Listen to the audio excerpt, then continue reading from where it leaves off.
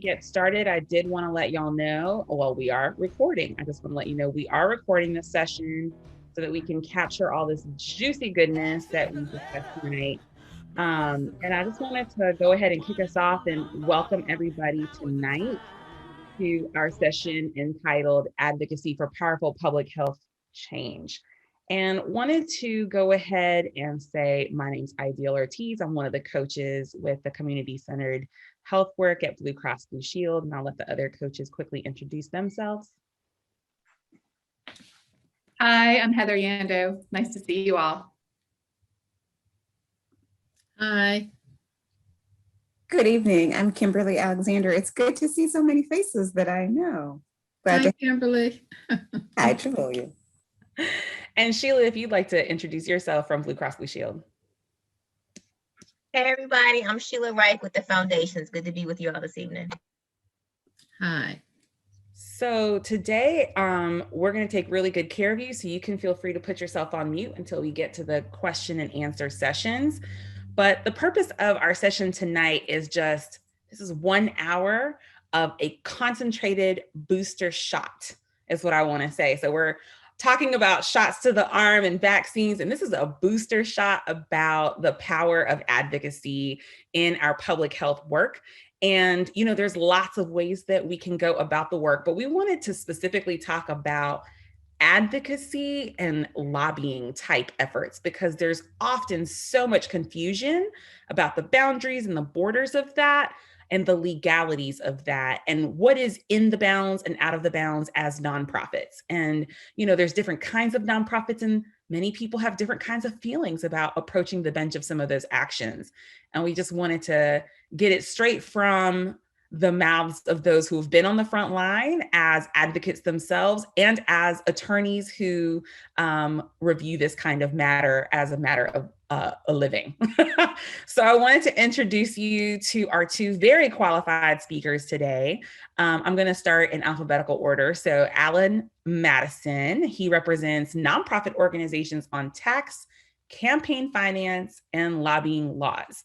He helps nonprofit leaders understand that line between education and lobbying activity so they can stretch their non-lobbying dollars for maximum impact. And that's a really important thing when you're trying to get the biggest bang for your buck and stay legit.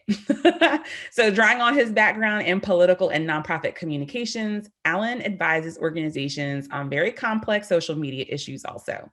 He published one of the first scholarly articles on charities using Facebook and Twitter, and a guidebook for nonprofit managers seeking to maximize their social media power without violating relevant laws. And I think that's a really important thing in the context of COVID, especially as we try to do this work from a distance. Then we've got our lovely Brandy Bynum Dawson, who I've known for quite some time. She's the Senior Director of Policy and Advocacy right now at the North Carolina Rural Center, and she leads the center's Rural Counts Advocacy Program. She previously worked for the 5 years as the Associate Director at Rural Forward, so many of you know her from there, at the Foundation for Health Leadership and Innovation. And prior to joining Rural Forward, she worked at NC Child for over 12 years, which is where I met her while she was doing a lot of work around Raise the Age as well. And as a result of all her efforts in rural Northeastern North Carolina, she did receive the Governor's Crime Commission Award of Excellence in 2010. Just a wonderful person, rooted in rural, a native to Northeastern North Carolina. And so you guys are in good hands with these two speakers. And so I'm going to turn it over and let Brandy take it away. Thanks for that awesome introduction, Ideal. And I definitely am glad to be with y'all today to share a bit about my learnings and experience, and obviously also have a chance to hear from you all. So I'm going to share my screen and share a bit of a slide deck that I think is pretty long, but obviously I know I can't get through all of it, but I'll definitely try to go through the highlights. Somebody give me a thumbs up. You can see my screen. Awesome. Thank you. So just a couple of objectives that we're hoping to accomplish, I'll say by way of this section. So I'll be sort of sharing with you all, the why of advocacy, why it's important. And then later after Alan presents, I'll also kind of share like how you do it. So giving some tools and tips and strategies for the trade. I know I probably have some pretty seasoned folks on the call as well. So also looking forward to the breakout session where maybe we can dive a little deeper on some of those strategies and lessons learned from what works and maybe what doesn't work. So like Ideal mentioned, I'd be remiss not to say I do work at the North Carolina Rural Center. We're a statewide nonprofit, nonpartisan organization that focuses exclusively on rural North Carolina. And so our mission is dedicated to improving the quality of life of rural North Carolinians. And me being a rural North Carolinian born and bred, I'm so excited to be at the Rural Center and working in this work to advance systems and policy change on behalf of rural North Carolinians. So the Rural Center does that in a number of ways. I am working more so in the research and advocacy side of the shop, but obviously you know that some people probably know about our leadership and engagement programs, our small business lending program. We kind of do it all at the Rural Center, and our programs and staff are expanding every day. So we define rural North Carolina. I'm sure folks may know this, but we have the second largest rural population in the nation. There are 4.2 million people that call rural North Carolina homes. There are a lot of us out here, right? We also have the second largest number of small towns in the nation as well. So just a couple of fun facts about what rural means and how we all sort of make up rural. And then with that, how we define rural at the center is 80 counties. Actually, there are 80 counties in the state that we consider rural by the definition of having a population density of 250 people per square mile or less. So just want to get kind of a little bit of a gauge of where folks are on this call, just by a show of hands. Who's had experience engaging with your policymakers, either at a local level, a state level, or a federal level? Just a quick kind of show of hands. Thumbs up or wave. Lots of folks. All right, awesome. So most folks on this call, which is great. So we can definitely take a deeper dive. And then just by way of continuing our interaction, if you could drop in the chat policy issues in particular that are important to you and your community. So we kind of talk a little deeper dive. I have a better sense of sort of policy issues that matter most to you all. So just take a second to drop that in the chat, and I'll just kind of keep going through this part of the presentation. So where do you start when you say you want to advocate, and what do we mean by advocating?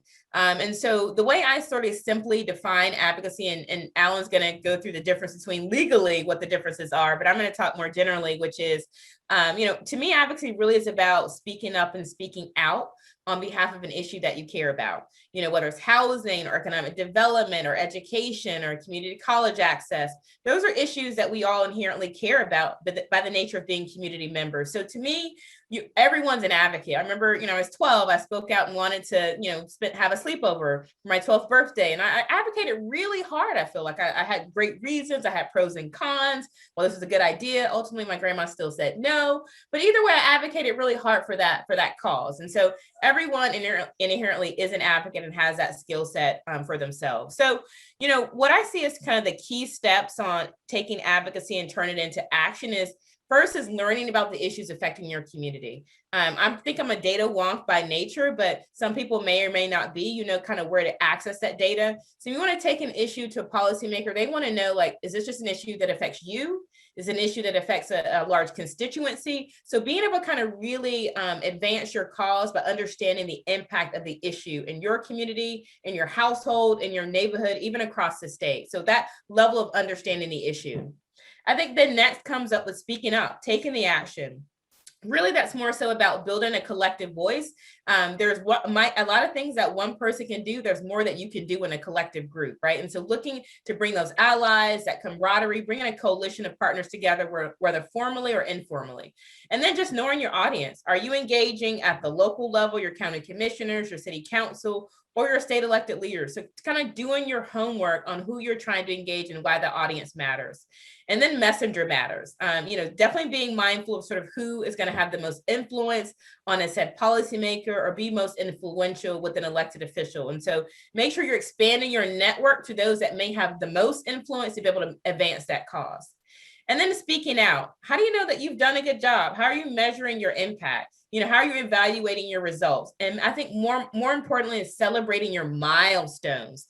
This work towards system change sometimes can take a little bit of time depending on the issue, and sometimes can take like 10 years. And I can give you an example of a campaign that I've worked on for 10 years, but celebrating your milestones along the way so that you don't get burnt out and you don't get beat down by an issue. So celebrating even the smallest inkling of a win really, really matters to continue moving that effort forward. And then also staying on top of the latest information and using your resources. Again, that means expanding your network, broadening your horizon, and connecting to people outside of maybe your upfront network as well. So what does it mean to be a champion or an advocate? Again, like I said, identifying the issues, developing a formal plan, building those relationships with people that think like you and others that may not, right? And so you sometimes have to reach across an ideological line, across a partisanship line to be able to connect with folks across many voices, to be able to move your issue and move it broadly across the finish line. So I'm going to use, and Alan's probably going to use a number of terms as we go through today's conversation. And so we can definitely share this PowerPoint with you all after, but these are probably some of the key terms that you're going to hear and use. I just didn't want to assume that folks actually know how we use them sort of in the public policy space. We're happy to share those with you as well. I'll talk about specific legislation. I'll talk about bills, coalition building. Alan's going to talk more directly about direct lobbying and grassroots lobbying, but just want to kind of put some of those definitions in front of you all at the moment. Here's a second page, again, because there's a lot that we can kind of walk through, but again, didn't want to assume kind of where folks were. So I think one additional thing to think about when building an advocacy model, and I'm going to cut my time. I know we're kind of up against time for this portion, so I'll cut my time here, but just also wanted to bring your attention to a strategy and a framework that I use a lot. I've used it a lot throughout my 20-year career in the policy and advocacy space. And it really is about building your advocacy work around values, right? We all have values, we all have principles and morals that we believe in. And to do that more strategically by articulating what those values are and linking them to direct policy directions, right? That way you can bring your board on board, literally your staff, your volunteers, if they are based on a set of core values and principles to then guide that policy direction and ultimately develop that policy campaign. So it definitely is a stepped approach. So I will actually stop there. And give Alan a chance to jump in, and I'll kind of dive back in a little bit deeper on some of the how-to.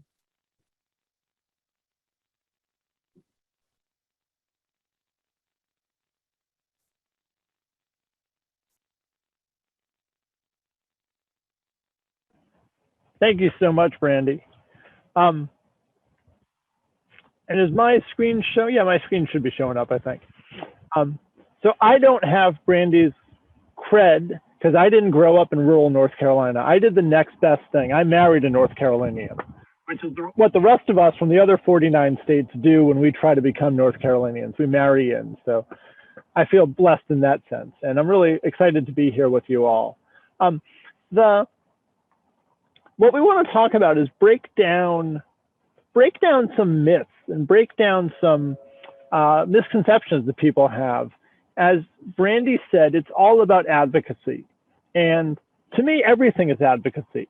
As Brandy said, when you're asking your grandmother at age 12 for a sleepover, that's advocacy. When you're educating your neighbors about the vaccine, that's advocacy. When you're talking to the governor and asking for a budget request, that's advocacy. And all of those various types of advocacy, advocating for our principles, that's the core of what nonprofits should be doing, is picking the policies that matter to your organization and figuring out what are the different tools we can do through advocacy to get to policy implementation that supports our communities. And people were putting in the chat box all sorts of great policies, from mental health to health equity to creating a better, just a fairer economy. Those are all things that we can be doing as advocates through our nonprofits. The misconception comes in is that people who are at C3s get scared off by the word lobbying, which is something that Brandy had raised in her glossary. And we're going to be sharing all these slides, so you don't have to try to rush to take notes. We're going to share all these slides with everyone. But what I want to talk about is, so let's break down, what's that word lobbying mean, and how can we plan strategically to get our toes right up to the line in a way that's totally safe for our nonprofits. So the baseline here is that the groups that you're coming from are 501c3s, and they're what's called a public charity, meaning you get money from you raise money from a lot of different sources, as opposed to a foundation, which might get money just like the Bill and Melinda Gates Foundation, just gets money from the Gateses and from their buddy Warren Buffett. So a foundation, a private foundation, is a group that gets money just from a couple of sources. A public charity gets money from a lot of sources. Now, of course, there are public charities with the word foundation in them. You know, the Foundation for the Carolinas is a public charity. So it makes things complicated when groups put the word foundation in. But everyone on this call is what's called a charity. And charities are allowed to lobby. There's a limit to how much money you can spend on lobbying, but most organizations get nowhere near that limit. Really what the big challenge for groups that are doing, that are just grassroots community organizations, the challenge is often when you get money from a private foundation, it has a prohibition that says your grant money can't be used for lobbying. So what it means is you got to look at your budget and figure out, okay, if we have these grants that say we can't use them for lobbying, so how do we use that lobbying definition and leverage it so that we can do advocacy? We can do advocacy with that grant that we got from a private foundation, but maybe we can't do what the IRS calls lobbying. So we want to talk about what the IRS means when they say lobbying. And importantly, the IRS definition doesn't gel with the North Carolina definition. So you may know the North Carolina lobbying definition. And under North Carolina's rules, you've got to register and report as a lobbyist if you trigger their definition. So these North Carolina definitions are going to be different from the IRS definitions that apply to your foundation grants. And the important thing to know with North Carolina is just there's no limit. If you're doing what North Carolina says is lobbying, meaning you're spending more than 5% of your time in any month going to and talking to people in Raleigh, legislators and their staffers in the Capitol, you might have to register if you're spending basically a full day every month on lobbying legislators in the Capitol. And it covers also people in the executive branch. It doesn't cover any kind of effort to influence local government. Now, Charlotte, Durham, Greensboro, Raleigh, and Winston-Salem have their own special rules. And so you have to know what your local city rules are if you're trying to influence city government. But the big picture that we want to talk about today is the fact that C3s are allowed to do lobbying under the IRS rules. And we just need to understand what that definition of lobbying is so that we can use foundation grant money to get our toes right up to the line, so that we can show foundation grantors, hey, we're using your money safely and effectively to do all sorts of advocacy without crossing over that lobbying line. And so as Brandy said, there's direct lobbying. Those are communications directly with lawmakers. And then there's what's called grassroots lobbying, which are communications with the public that are aiming to influence legislators. And I'll send around the definitions, but basically, direct lobbying means that you're having a communication directly with a legislator or staff member about specific legislation, and it reflects the organization's view on the legislation.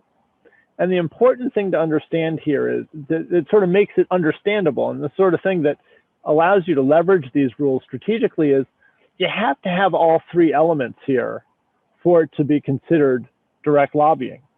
So what that means is, if you're having a communication with a legislator or staff member, but it's not about legislation, that's totally fine. That's advocacy, but it's not direct lobbying.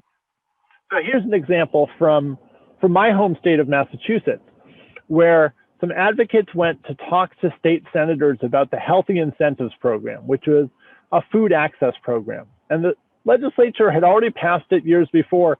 These advocates were just going back to say, hey, the program's working really well. So they're going to educate legislators about a state program that's working really well. You got to believe that next year they're coming back to ask for more money in the state budget, right? They're just getting these legislators to understand what the program is so that next year they can ask for their budget increase. But they're not asking for the budget increase right now. They're just going and saying, hey, this program is feeding 72,000 kids in your district. They're getting a meal in the morning because of the program that Massachusetts is providing. And the same thing in North Carolina. Bring legislators out to see the facilities that you're running. Bring legislators out to see the local impact that your program is having on the community.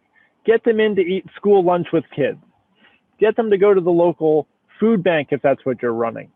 In this case, they brought an oregano plant to every legislator as a leave behind so that the legislators, whenever they saw that plant sitting on their shelf, remembered, oh yeah, that food program in our community, it's having an impact to get kids to eat food.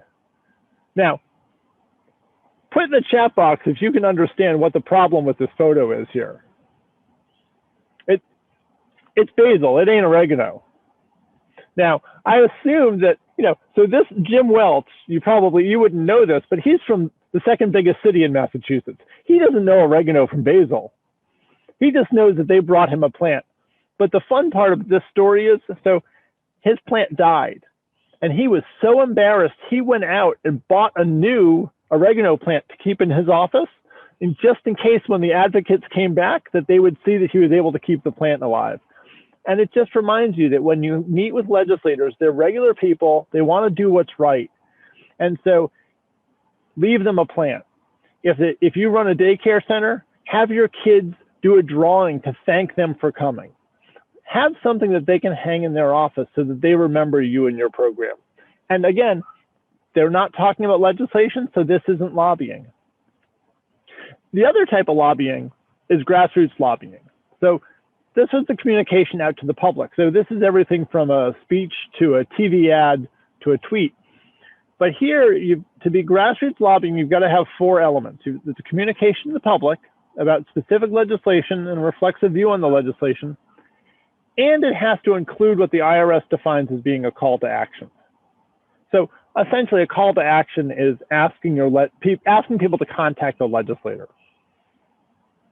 Now, if you go through this, if you have a communication to the public about legislation, but you leave off that 4th element, that call to action, if you have a communication to the public about legislation with no call to action, it simply isn't lobbying.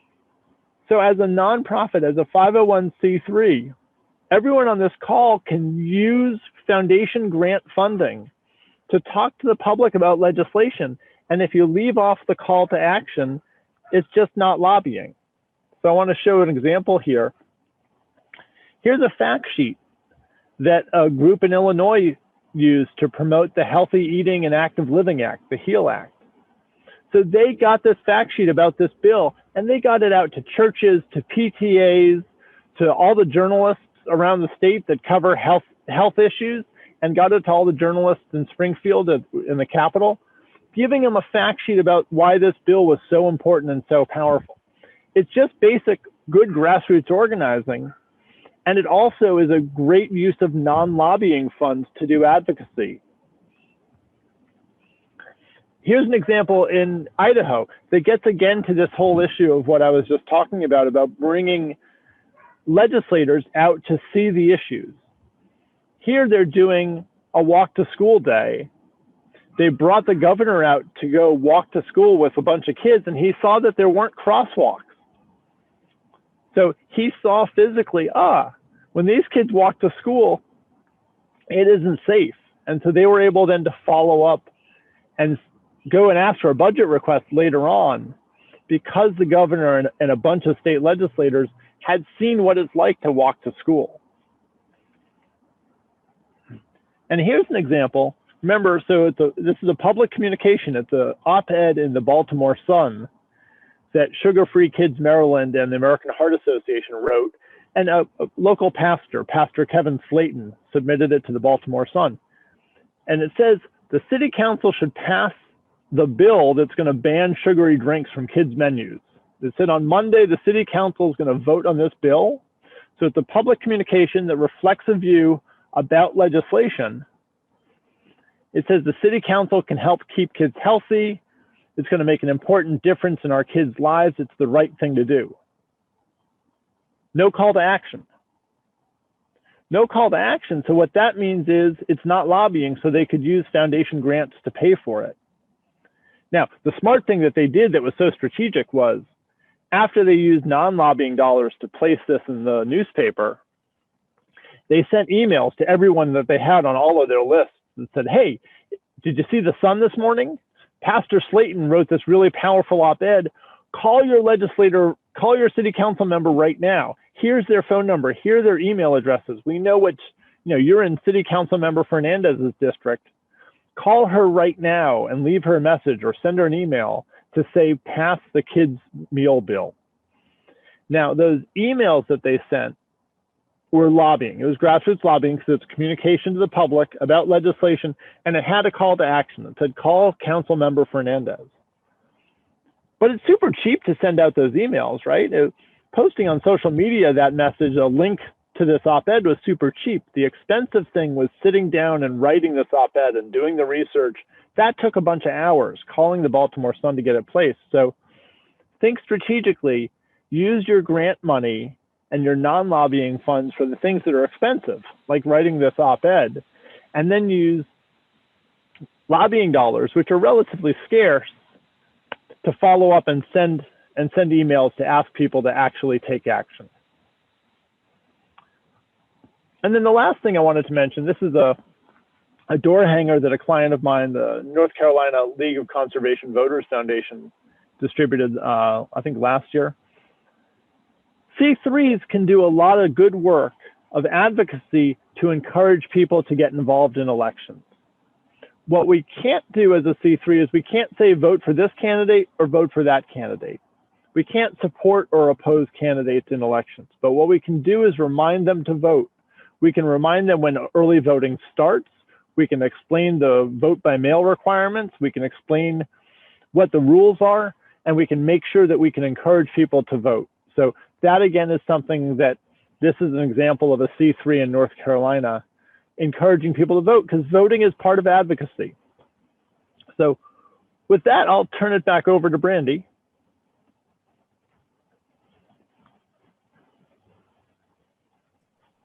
Thanks, Alan. Let me try this screen share a little bit better. Hopefully everybody can see the full presentation.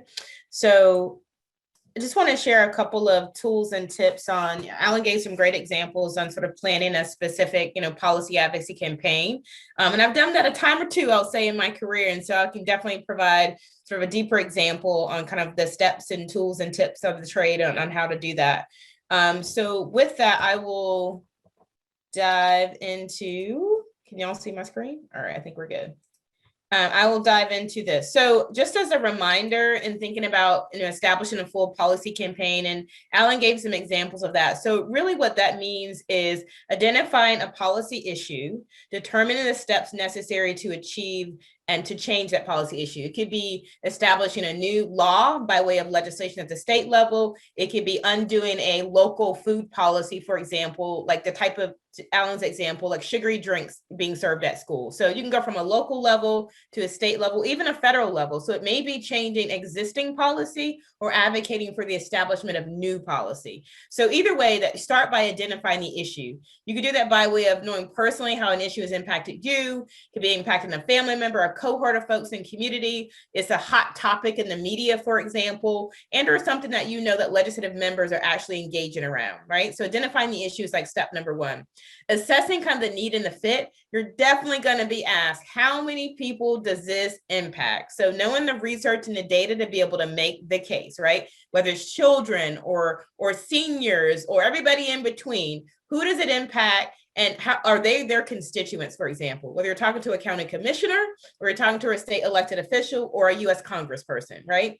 And then also what the level of need is. How big of an issue is this? Is it something that by changing one policy affects many people or changing one policy affects just a few people, right? I know that probably shouldn't matter because anything that affects one person should affect us all. Not necessarily the case when trying to change policy, however. So I think those are definitely key pieces to keep in mind. Also knowing who other partners and allies are in the space. So example is the education space is like heavily saturated policy-wise, right? But there may be just a clear niche, for example, thinking about what we call the school to prison pipeline. That is not sort of a heavily of an education focus for a number of education focused organizations, right? And so that could be a specific niche that you have identified in your community, in your local school system that needs a specific solution, whether at a local school board policy level or state-based policy at the state level as well. So doing that research to determine who are the other allied or partner groups that you can engage with. And then equally on the other side of that spectrum is like, who's the opposition? Like who would be opposed to changing this law or not enacting this piece of legislation or policy at a different level, right? And then also just reassessing. I'm gonna give an example of a long-term policy campaign that I've worked on that I think I probably reassessed every 3 months or 6 months over a 10-year period, but reassessing and evaluating what your milestones are, what your successes were, the outcomes you achieved, and if you had the right partners at the table along the way. Who else do you need to bring into the conversation? And has the issue shifted or changed because of a federal policy change or a Supreme Court decision? Has anything else impacted the level of need regarding that specific policy issue? And so, I love a good triangle, as y'all can tell. I think I've shown 2 at this point, but, one way to think about this is also, in thinking about a policy campaign, what I've been describing and what Alan's been describing has really been at the structural level. So the structural level change at the policy, practice, and sort of resource impact, right? Philanthropic impacts. Then there's also the relational change. So relationships, power dynamics. And I think the hardest part about identifying sort of systemic problems and addressing those is the individual mental modes, right? And so what we mean by that is changing an individual's mindset or behavior to impact an issue in a positive way. So just as an example, Alan gave an example of the woman who went into a legislator's office to give him a plant as an example of sort of the greatness that would become of that program, for example. Well, one, she had to educate that lawmaker on the program itself. She had to ensure that it was something that he would at least be interested in. And so identifying, is there a connection? Does he have children that are in that type of program? Why would he care about the program at all? Does he have family members that are gardeners? I mean, what was the connection? And so identifying sort of what the impact is for that individual to know how you build those relationships and then how you ultimately impact policy change. And so there are definitely strategies around organizing that I've used and ones that I think are really, really powerful. Midwest Academy is an organizing institution out in several locations, but one is out in California. And I would definitely encourage folks, if you're interested in organizing from a more community-based level, a coalition building level, then purchase that book. It's available on Amazon. I think it's like 30 or 40 bucks, but it's worth every page and every dollar and cent. And so they have the strategy chart, Midwest Academy strategy chart, which really helps you kind of frame out and lay out your policy campaign from inception to execution. So identifying what your long-term goals are, your short-term goals, sort of what your concrete strategies are needed to achieve that goal, and things that you need to consider organizationally. So looking internally at organizational and community factors, whether external or internal, right? So what type of staffing do we need? What's our budget for this type of advocacy work? Can we include volunteers in this work, for example, right? Or we're doing this all for free because it's the right thing to do. We need to know that as well, right? And then also looking at your constituents, your allies, and your opponents, which is really mapping your networks, both on the positive side and potentially on the negative side as well. So who cares about this issue just as passionately as you do? And who is super opposed at this issue just as strong as you are passionate and supportive of it? So mapping out your networks across both ends of the spectrum, and then identifying who your primary targets are. Are you looking to impact change at the school board level, at the county commissioner level, at a state policy level? And so looking at what level of change you're seeking to impact and identifying those targets literally by name. It doesn't just say county commissioner. Well, what's his name? What's her name? What district do they live in, right? Where do they go to church? We're mapping out your networks in ways that will help influence that potential change. And with that, identifying what your tactics are. Are you going to utilize social media? Y'all know it can go either good or bad with social media, right? And so being very mindful of how you use the tools that are available at your disposal. Social media is great when it's working well, and it's not so great. So just know when you hit send on that tweet, it stays there. Okay, it stays there. And, people remember it. So just being very mindful of that. Are you going to, advocate via public hearings or a lawsuit or using elections or strikes or protests or petitions? So looking at what your specific tactics are for engaging at that level of policy change. And this is just a much more simpler kind of template and tool that I've also used, very similar to the Midwest Academy strategy chart. But, I think some folks think it may not be too important to kind of lay out your strategy. But if you're really seeking to affect policy change, either long-term or short-term, mapping it out so you can see sort of what you've learned, what you can tweak, where those opportunities are, and where you messed up, right? I mean, it's not all going to happen overnight. And so looking at where those opportunities are for those lessons learned as well. And this is a very clear-cut example that I can provide to you all, which is, who's on this call has heard of the Raising the Juvenile Age campaign in North Carolina? Yeah, we did a good job with that then, apparently. A lot of folks have heard of that. Great job, right?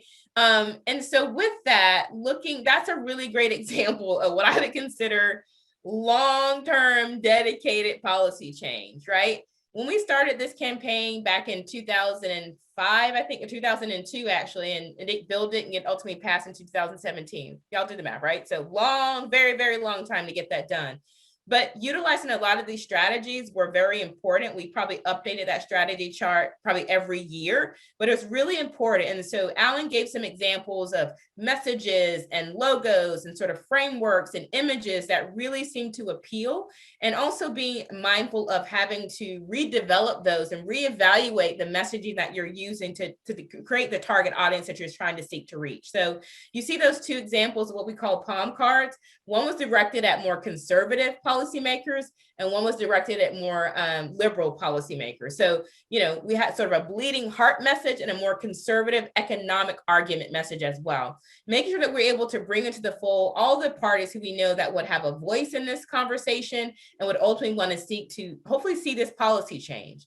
And, speaking of the mental modes part, that's this campaign is a really great example of how long it takes one to achieve policy change, but also, opportunity to see when the tide turns, when the mental modes sort of shift. We started this campaign back in 2005. It was definitely, this will never happen.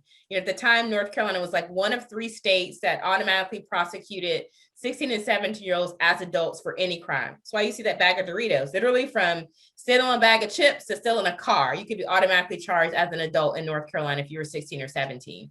And so what we ultimately, were able to do is to shift that dialogue from it was never going to happen, that it would be inevitable that it would actually happen. Now, granted, we ended up being the last state in the United States of America to pass the law, to change the law, but nonetheless, it did happen. And so it was well worth, all the time and energy that it took to do that. So here are a couple of other sort of resources. Again, I harped on kind of data and fact sheets and information. I definitely think that those are definitely tools that one should always have at their disposal, whether at the local level or at the federal level, making sure that you're able to sort of see the changes and be able to track the trends.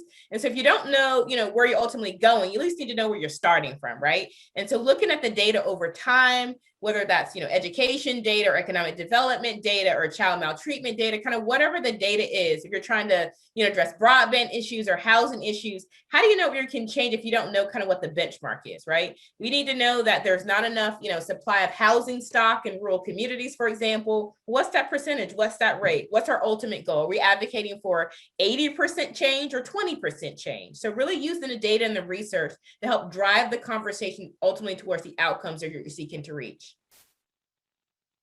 And then, use your organizational partners. Like, you don't have to reinvent the wheel. Their organization's probably out there doing very similar work. Go to their websites, copy and paste. It's okay. I'm sure they won't consider it plagiarized, and they'll consider it like the more the merrier, right? So use the organizations that are doing this work. Find out how you can partner with them in different ways. And they probably have a toolkit. They probably can tell you, how you track legislation, for example. Like, don't try to reinvent the wheel when you don't have to. You can definitely use your energy in other places, maybe around coalition building, kind of base building. One example that, Alan used was like getting out the vote. That's one thing that we encourage as a nonprofit, but we definitely can't sign people up registered to vote, right? But other people can. And so figuring out what your lane is, where your wheelhouse is as well.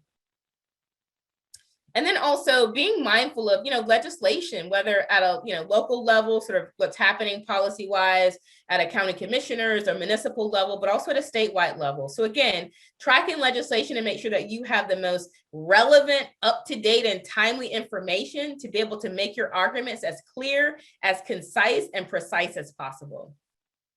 And we're going to share this PowerPoint, so don't feel like y'all have to jot down these links or anything. We can share it, and you definitely feel free to use these.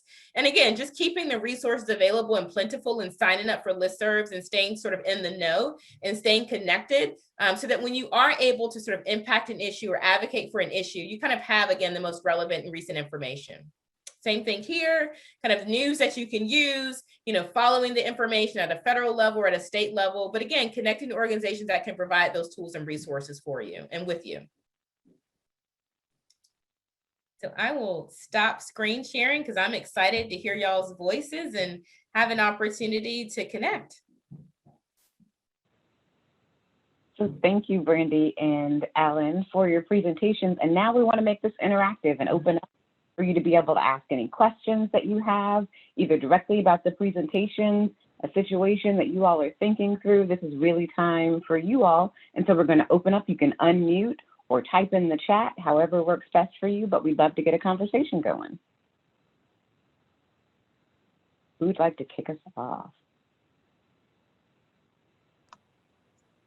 Great. I can kick it off a little bit here.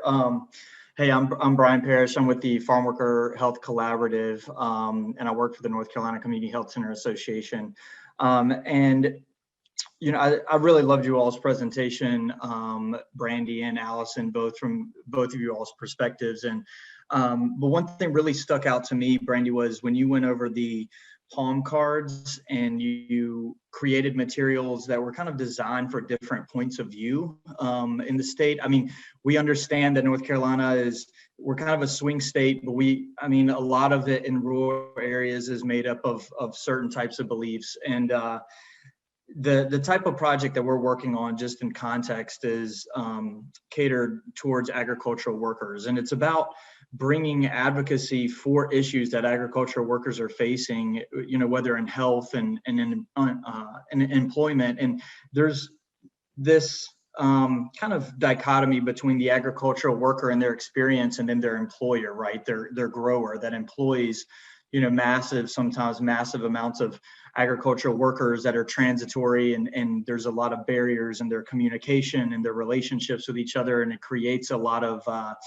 it creates a system that is, white supremacist and oppressive, and it's something that we're looking to kind of root out in a way of getting the ideas of agricultural workers out there and in the hands of growers so they understand the experiences of their employees, even though that experience of the employees they may not really care about, and their needs and cares may actually kind of cut into that bottom line and that economic situation of the grower, to where the less they care, the better their outcome is, and the less they attempt to care, or the less they attempt to understand, then the better off than they can be. And so I just wonder kind of your tactics around that, like when you're playing to kind of both sides of the story. I thought it was really interesting when you made materials kind of for both sides, and just like, what have you seen as maybe a success in that? Is it you spoke about the economic point of view, maybe from the more conservatives, but I don't know, what else do you see maybe as a tactic there when we're looking at kind of uniting two fronts that are completely, a lot of times, stacked against each other? Yeah, that's that's a really, really tough question, and a great question nonetheless, Brian. I'll say I definitely think it depends on sort of the issue or the campaign, but I think one of the major lessons that I've learned throughout my policy and advocacy career has really been messenger matters.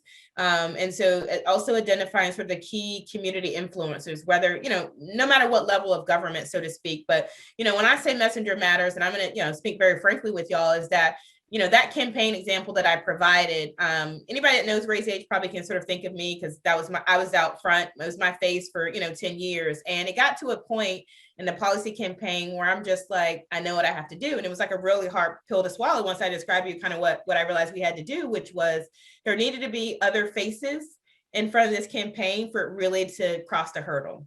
And ego-wise, it hurt because I like put in all this work, but it was more so reminding myself like why I was doing this work, right? It wasn't about me. It was about the 30,000 kids per year who are literally being dumped in the adult criminal justice system, right? And so we had to switch up kind of who the messages were, the faces. I swear they used the same exact talking points that I used for 10 years, right?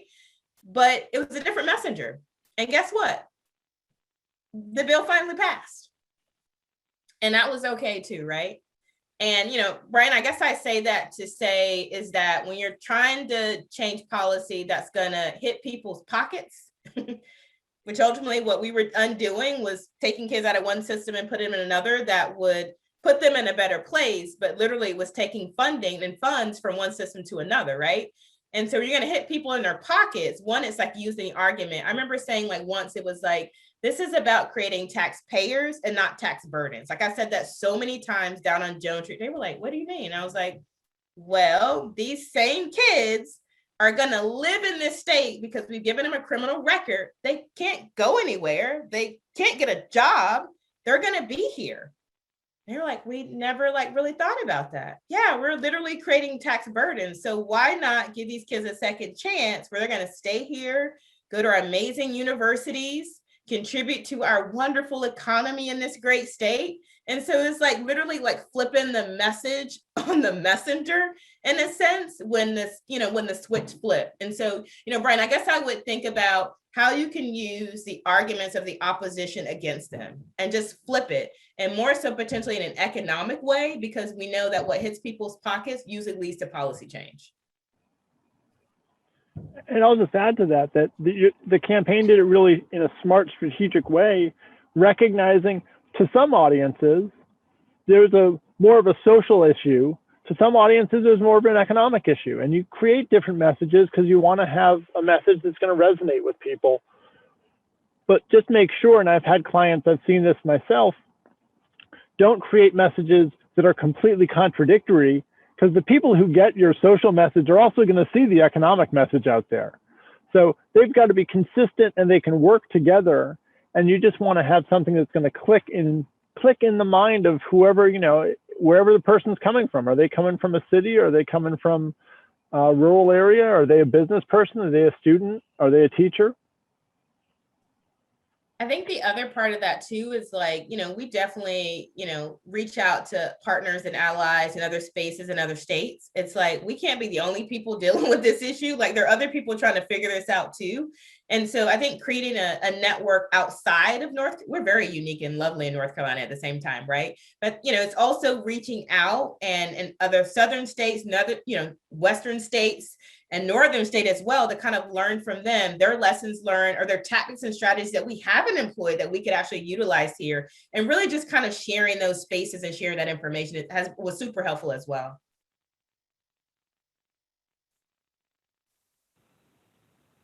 Thank you all. That was some great discussion about how to sort of flip it on the head and making sure that you're using the best messenger for that audience. Other folks have questions for our speakers this evening?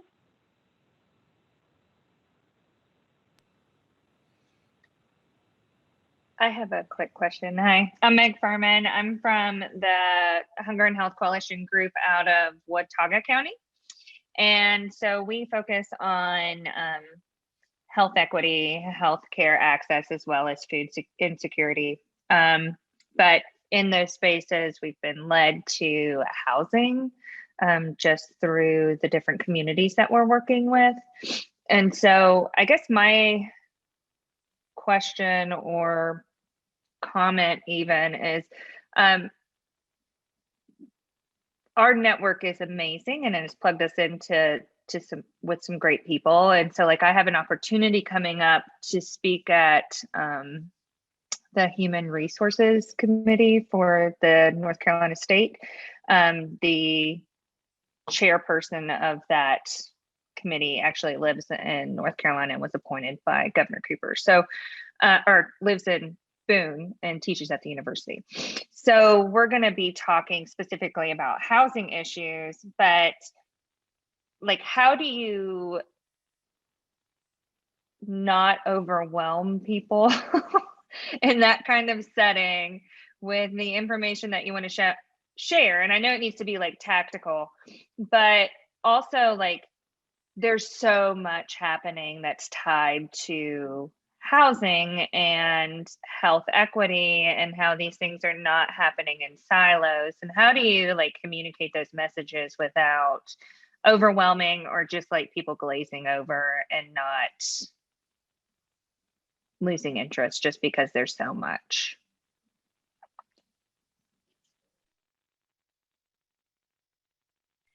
Yeah, I mean, that's a great question. I've always worked for a multi-issue organization, so I guess I like a challenge, Meg, right? And so also finding the opportunities to connect the dots between issues. Yeah, somebody dropped in a chat sharing personal stories. So yeah, I think the purpose and the intent behind, you know, personal stories and storytelling is really powerful. And I do think, I'm gonna go back to it, I think using sort of really key and strong pieces of research and data. You can make really strong arguments with like 3 pieces of data, right? Who is it impacting? How much is it costing? And what's it gonna take to change, you know, for example. So I think keeping the framing and the messaging really succinct and tight, while also weaving in a story to be able to kind of share, you know, what's an example of why this data, why this issue, why this policy is something that we should change or something that we should care about, right? And making sure that I think within the stories that there's a good balance to it. So you're going to have what I call the bleeding hearts. You're going to have the economic, you know, argumenters that really need that other element as well. And so figuring out sort of the story elements that will kind of grab, you know, each and every person in a way that touches them economically, and then sort of the moral and ethical aspects of it as well. I don't know if you want to add anything to that one, but. I used to be a communications director at a nonprofit before I went to law school. And you all the time get these scientists who try to win by just giving data and facts, and it doesn't work. I love what Ideal put in here. Stories are the technology that human brains like for absorbing issues. It's all about the storytelling. We've got facts, and but facts aren't going to win the day. And the best part is the folks on our side have stories of people who can go and introduce themselves to a legislator, probably someone who lives in their community or goes to their church, and can say, hey, we met at this church picnic. Want to tell you my story. This is how this affects me. This is how it affected my nephew.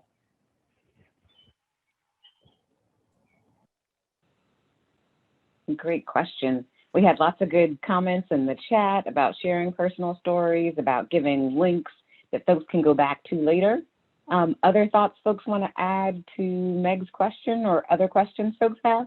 We've got about 5 minutes. I know it seems like we just got here, but. Just real quick, I wouldn't say a tactic, but the information that I've used in the past, especially when you're trying to get a clear message across about affordable housing, it's always interesting to see the difference or to provide information as relates to how many hours a person has to work in order to live in affordable housing.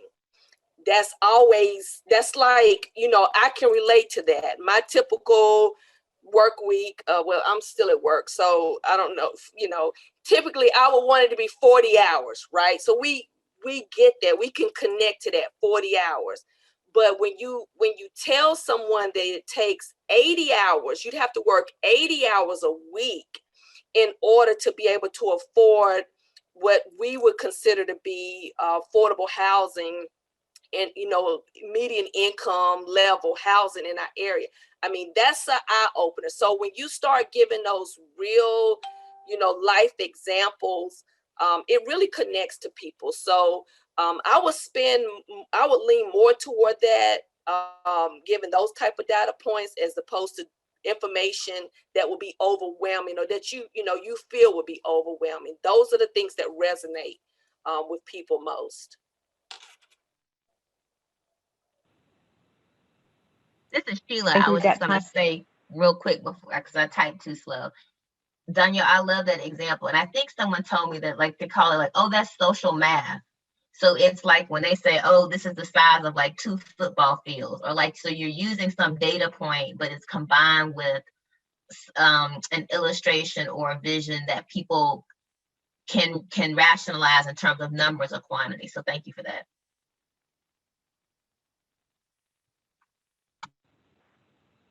I know for I think me, we've got time. I was just going to say one point about affordable housing and a social math frame point in terms of like guilt as someone who's never as an adult had to worry about their housing is how much money our country has given in incentives to middle class and upper class people for their housing who didn't need it at all, and how much, and comparing that amount of investment to the amount we put into affordable housing issues, and they pale in comparison. My housing has been far more subsidized than low income people, and that doesn't make any sense.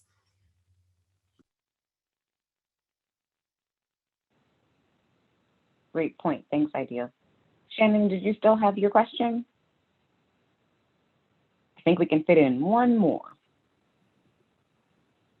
Yes, thank you.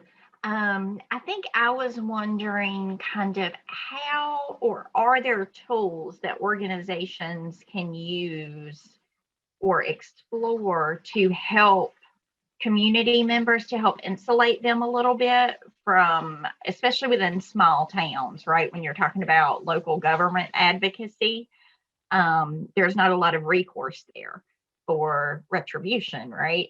And so short of reaching out and broadening those networks across the state, what are some other tools that you would recommend to organizations to help provide a little bit of that insulation? Yeah, it's a great question. Actually, I'm gonna send you all a graphic that it's definitely network mapping. I don't know how many folks on the call have sort of utilized that as a advocacy tool, but really being able to map your network. And so for example, Shannon said county commissioners sort of in the middle. Who's he go to church with? Who's he married with? Who's his daughter? Who's the daughter married to? Right? Who's the cousin that owns the store on Main Street? And so really identifying sort of where you might have connections to that county commissioner that puts you 1 or 2 or 3 notes off. So it doesn't have to be you directly, but people that can get to said person in a positive way. When I say get to, in a positive way, right? But people that have connections to. So really mapping out sort of who your target or targets are, and then identifying who they have connection to across community. I've worked in a number of local communities across the state. I worked in community that was like my hometown. So people literally had known me as long as I'd been alive, right? And it was like, oh, you're so-and-so's daughter. Yeah, that's me, right?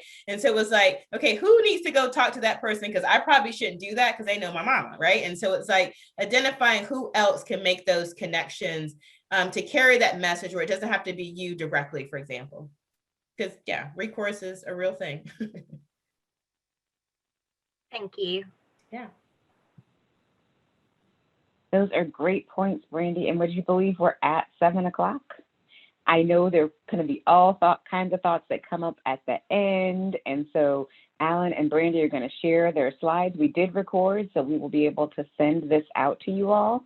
And as we're beginning to plan for next year and thoughts coming up, there may be some more in-depth conversations that folks want to have, and please let your coach know, and we could help follow up with some information on that. So Alan and Brandy, we really appreciate you being with us this evening.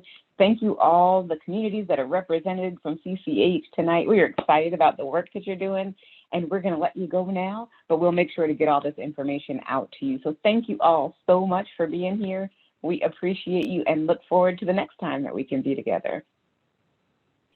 Be safe and well, everybody.